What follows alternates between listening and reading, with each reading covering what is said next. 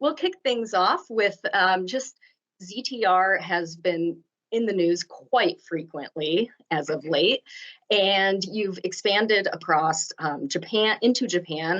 You've expanded across Europe. You have programs that have been announced with major rental companies across the world. So can you kind of walk me through the strategy? Were these things set in place before the global pandemic happened, or were they, in fruition in a response to what's occurred? Yeah, that's a really good question. We've got a number of revenue growth opportunities and strategies in play. The organization, was founded 30 plus years ago and been recognized for having great management practices by Deloitte and other organizations. So planning and strategic planning is really important to us. So I guess to answer your question, we certainly didn't have any crystal ball into the oncoming pandemic and what that might mean, but we did have a strategy for growth. And that was growth, in our home base of North America and specifically in the rental market, expanding our presence in the compact construction equipment manufacturer market.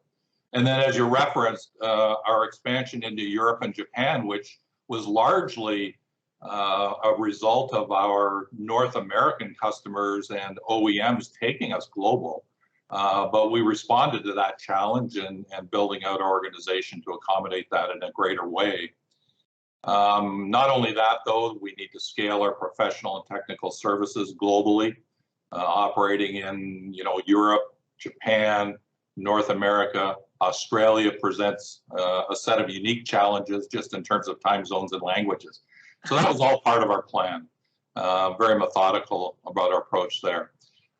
We continue to grow. I think this year we're planning on adding another 40% to our team in terms of people and resources. So the industry is certainly adopting telematics, and as a result, we're growing to keep pace. That's quite the big increase in employees. That's fantastic. And you hit the nail on the head, because my next question is about telematics. And when we started talking about telematics and the access and rental industries, it was, where is my machine and how long has it been running? Yeah. We've obviously moved beyond those parameters right now. Can you give me some examples of what, machine data, machine control, and moving beyond simple telematics, and how this can benefit rental companies and access equipment manufacturers? Yeah, certainly, and you're right. It was those three primary questions, and that in and of itself created a lot of value for rental companies, largely driven, I think, initially by customers who were asking for that information, and of course, rental companies responding, and then also seeing the value and having the foresight to take it even further. So yes, that's been largely the value propositions over the last few years. For ZTR, we began as a control system company many years ago. So getting enriched data, building control systems, working in heavy, harsh environments, it's kind of where we began. So for us, enhanced machine data, machine control, we've been doing in the locomotive industry since day one. In fact, that's how we got started. So we really just ported that competency over into the construction, rental, industrial industry. And in fact, that's how our IoT division was really formed, was out of the needs that began to arise in this industry, leveraging our skills from previous industries. So Telematics 2.0 is kind of what we reference when we talk beyond, equipment run hours and status.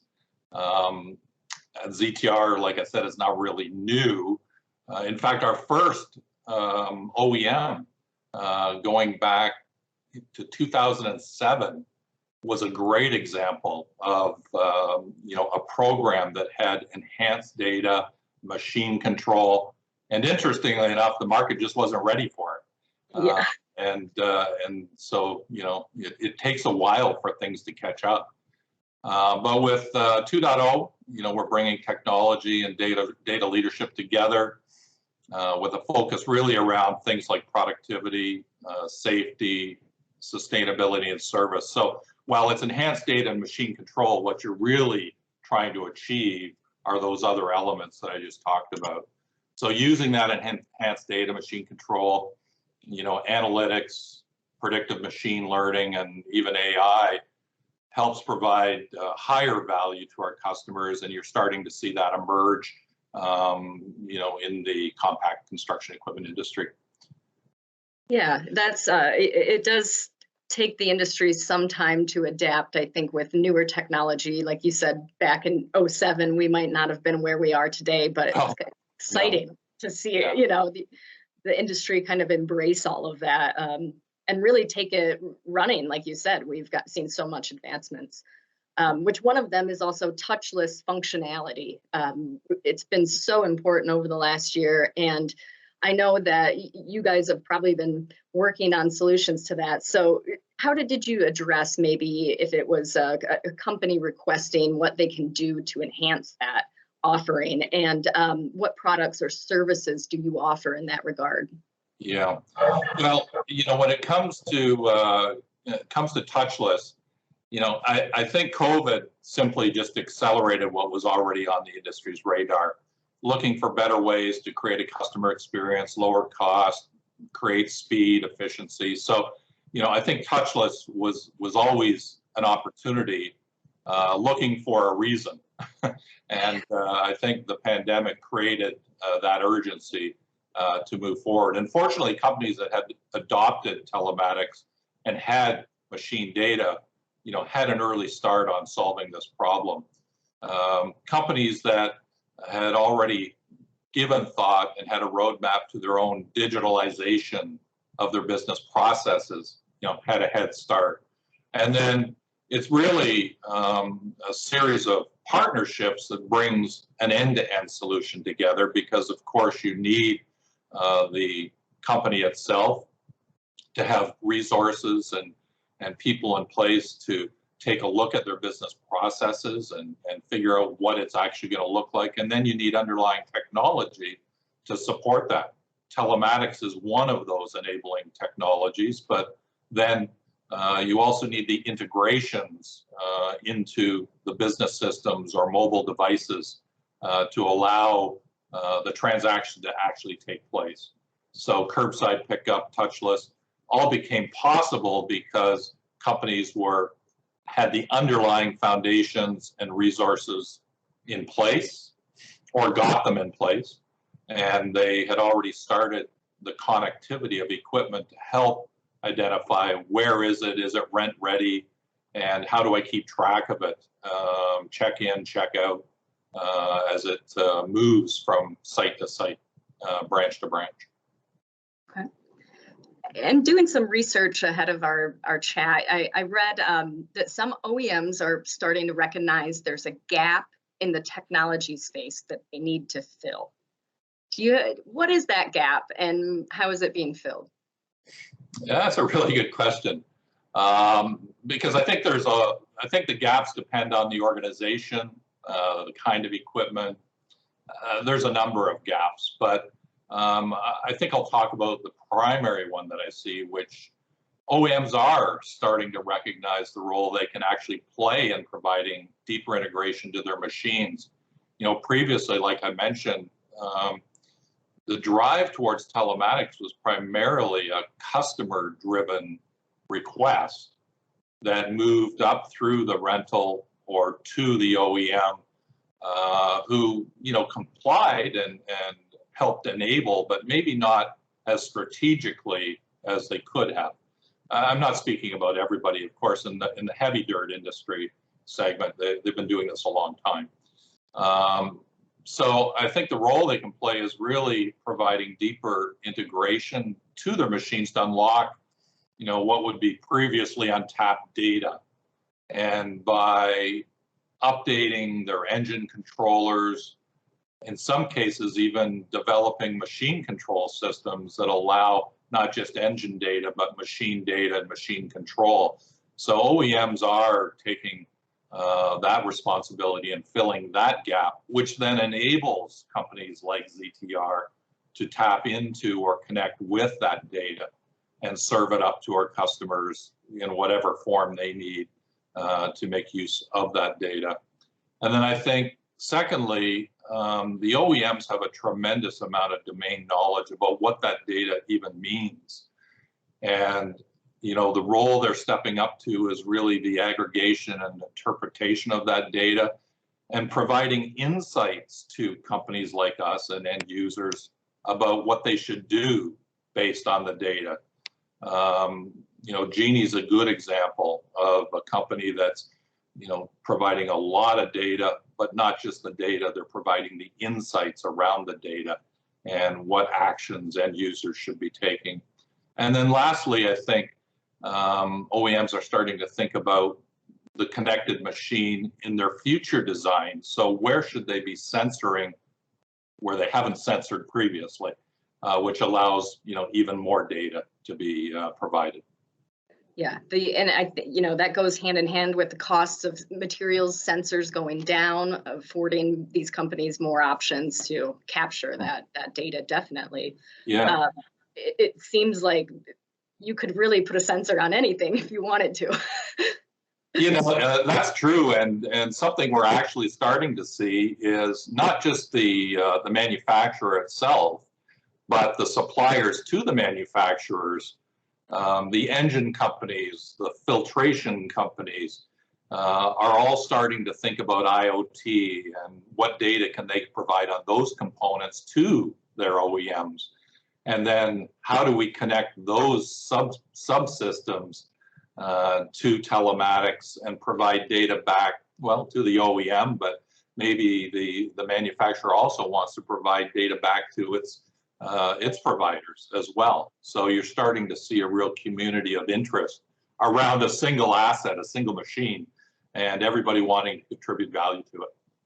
Which is actually goes right into my next question, data sharing. When we first started hearing about data, maybe 5-6 years ago, people kind of wanted to keep it to themselves. They didn't know if they should share it. They didn't know what the benefits would be. What's the status of data sharing today, and how has it changed or evolved over the past maybe 5 years? Mm-hmm. That's a really big topic, and probably one that I got to stay in the shallow end on. Our CTO could probably provide a lot more insights, but data sharing, not just in our industry, but you think about finance, healthcare, automotive. Data sharing's been an important element in those industries for 20 years, not just recently. So there's a lot of really good models that are available, and of course that we as an organization can take a lead from. ZTR introduced data sharing almost 10 years ago, even on our previous platform. And so it's not new to us, but you're right, it has changed.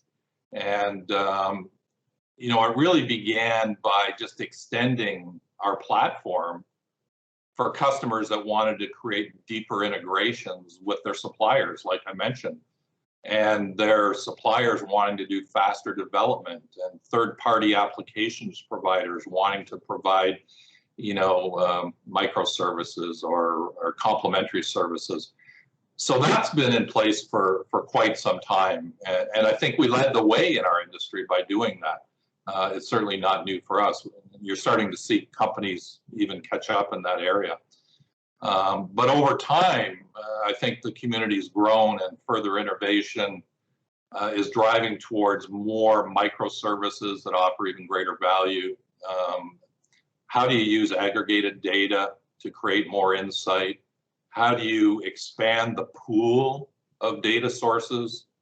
And then how do analytics, AI, help to interpret and predict what's going to take place? And then how do you parse and share that data across, the stakeholders that have common interest, I'll say, to a machine, where you're adding value on top of that. So I think it's still relatively basic, but I think you're going to see an acceleration over the next few years in terms of what data sharing looks like and how it's served up. I think the industry has to come together though, and talk about the frameworks and the models that can be embraced and utilized, and we're part of those conversations with our customers today.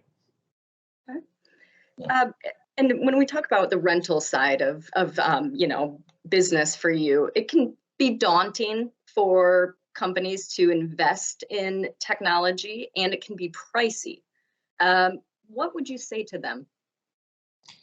Yeah, you're right. It is a daunting exercise, and it's not the technology itself is not daunting. It's the application of the technology that requires, considerable thought and investment.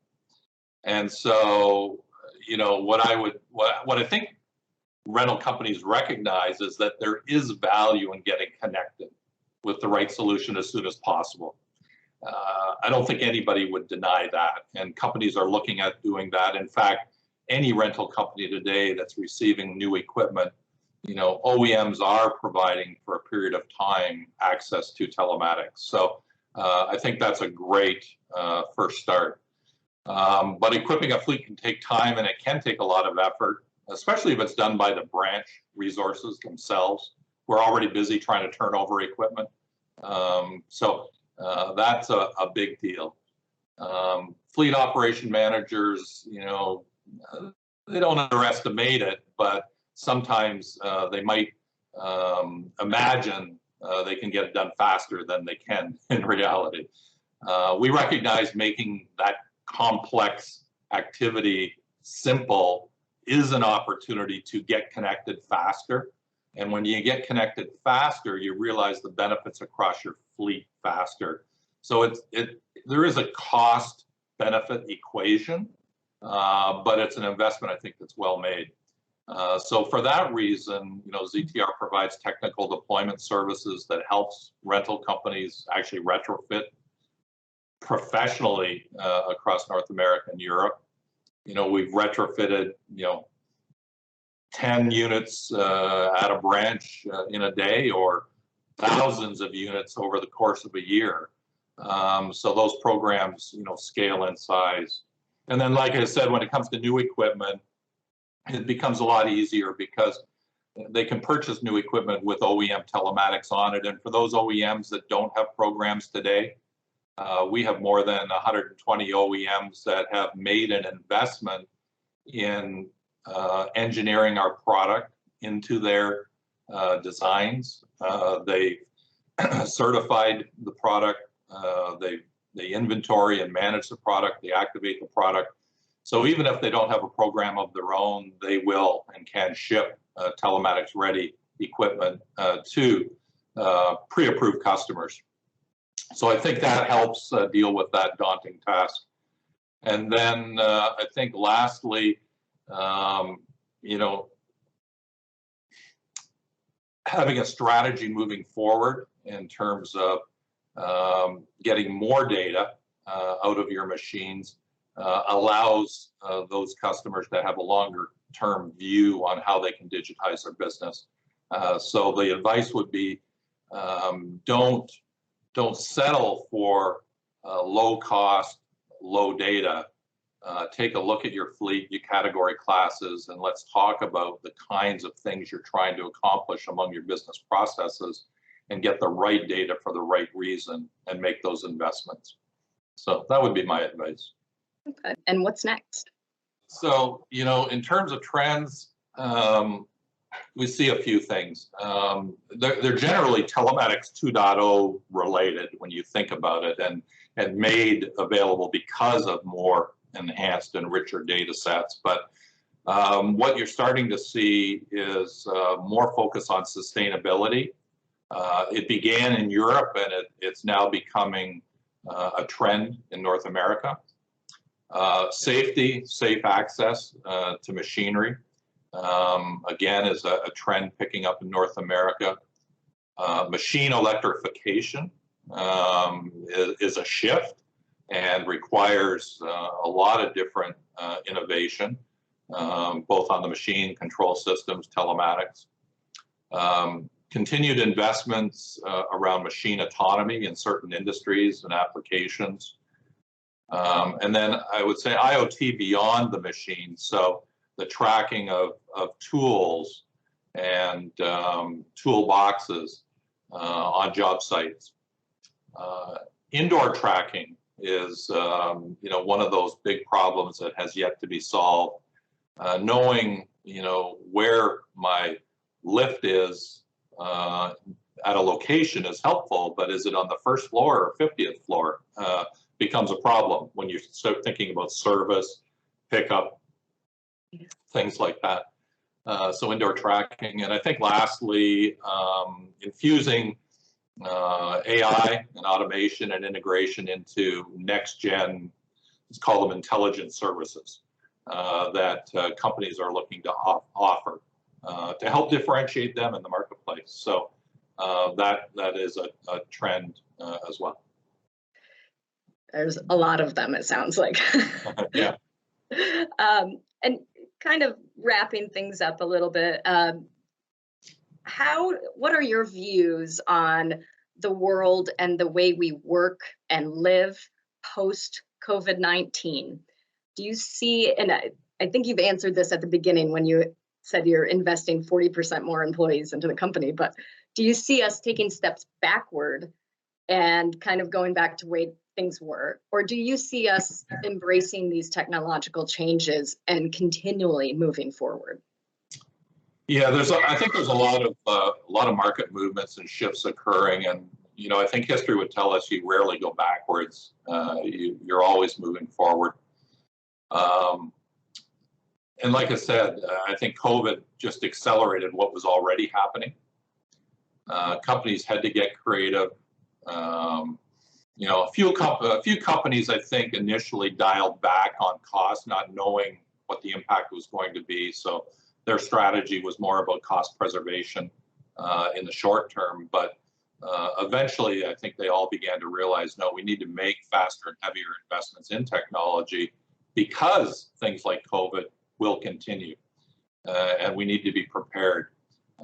So that being the case, I think we've noticed a large number of companies that are actually moving faster and more aggressively towards their own digitalization, rather than going back to the way things were, in my opinion. Yeah. And I guess lastly, Paul, anything else from ZTR, any big news or product developments coming out that you can tease or give us some information on? Yeah, well, sure. I mean, there's always a healthy pipeline of new customers and programs that are under development for the reasons I just mentioned. People are taking action and doing things. So yes, to the degree that those companies want to promote and talk about their innovations, we're there to stand by them. I wouldn't want to preempt their announcements, so you'll probably hear from them before you'll hear from us on that. But on the product side, of course, new releases of our hardware monitoring devices are in the works. That's an ongoing thing. More enhancements to our platform in terms of reporting and analytics, mobile applications.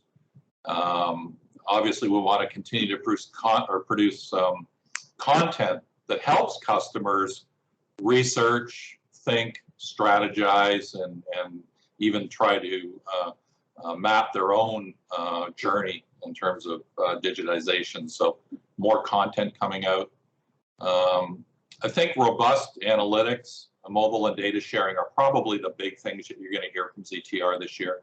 And it's really just building on what we already have and getting to the next gen of those particular services.